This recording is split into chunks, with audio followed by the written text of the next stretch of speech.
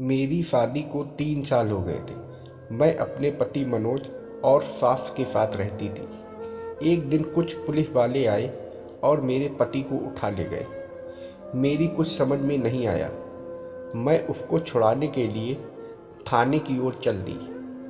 थाने के करीब आते ही मेरे चाल में धीमापन आ गया। तेज तेज चलने से मेरा कसा हुआ ब्लाउज पसीने से तरबतर होकर गोलाइयों से चिपक गया था। सामने गेट पर बड़ी बड़ी मूंछों वाला संतरी खड़ा था। उसकी कामुक नज़रें मेरे बदन से चिपके ब्लाउज पर फिसल रही थी। उसने फुलकती बीड़ी का गहरा कफ भरा और धीरे धीरे चलता हुआ मेरे करीब आ गया। यह देख मैं घबरा गई। मेरी काली काली चमकती आंखों में दहशत भर उठी।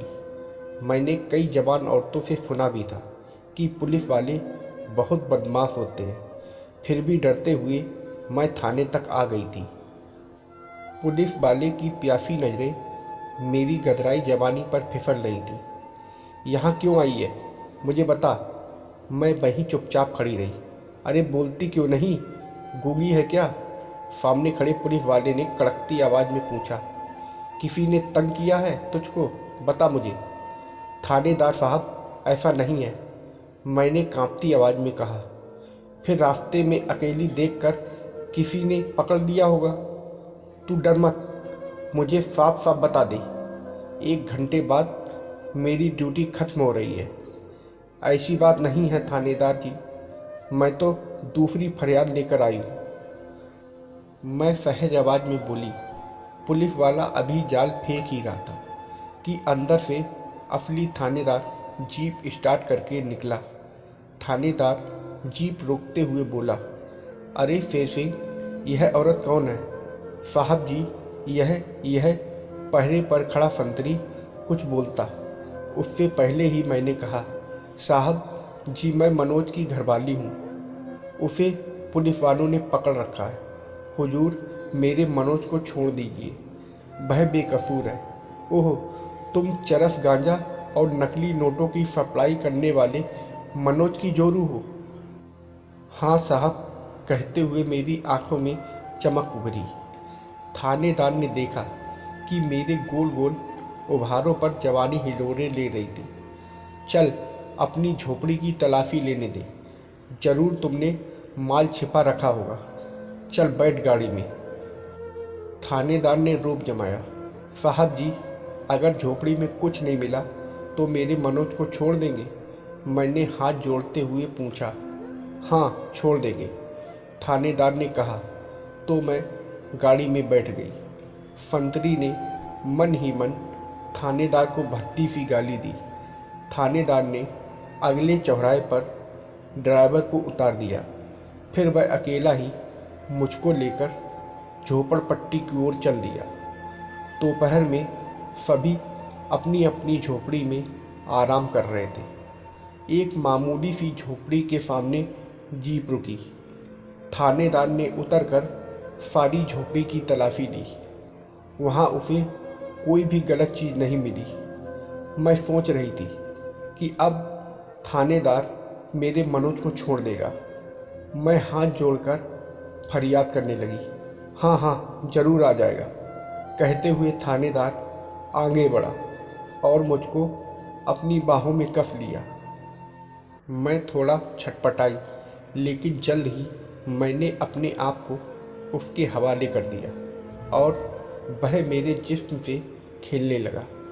थोड़ी देर बाद थानेदार अपने कपड़े दुरुस्त करता हुआ झोपड़ी से बाहर आया, जीप स्टार्ट की और चला गया। मैं लुट गई थी, मगर करती भी क्या। मेरी अपनी मजबूरी थी। मेरी बूढ़ी माँ बीमार थी, घर में कोई इलाज कराने वाला नहीं था।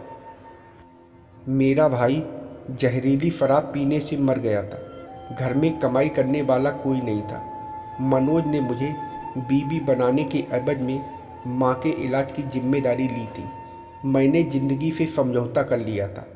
मैंने कभी यह जानने की कोशिश ही नहीं की थी कि असल में मनोज क्या काम करता है।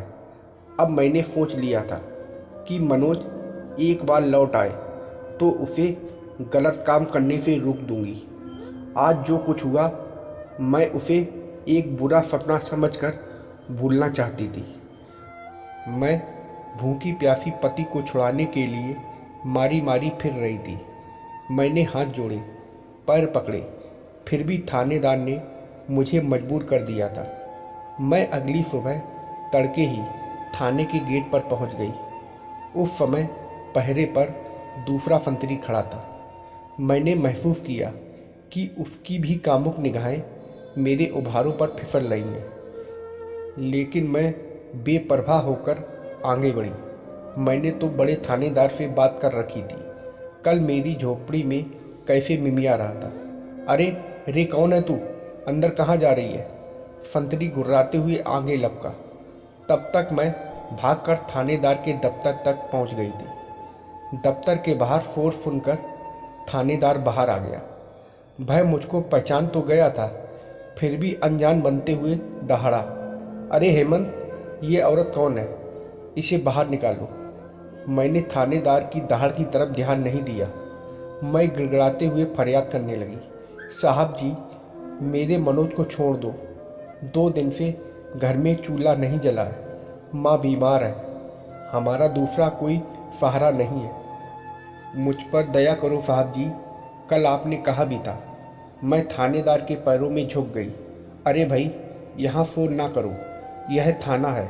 मैं कोशिश करके देखता हूँ, मेरे ऊपर भी अफसर हैं, थानेदार कहते हुए दफ्तर में घुसा। तभी फ़ोन की घंटी घनघना उठी।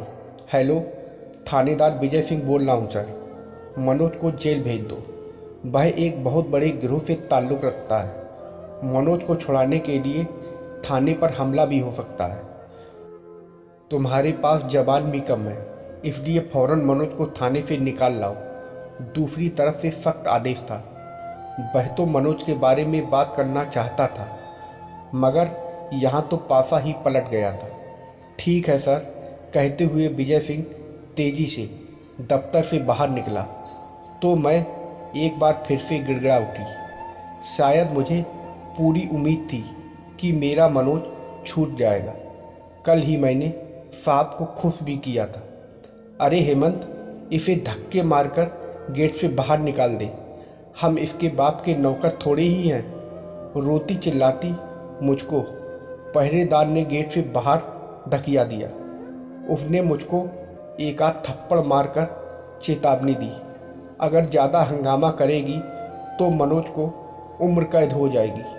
अगर चुपचाप चली जाएगी तो 4-5 दिन बाद मनोज अपने आप घर आ जाएगा।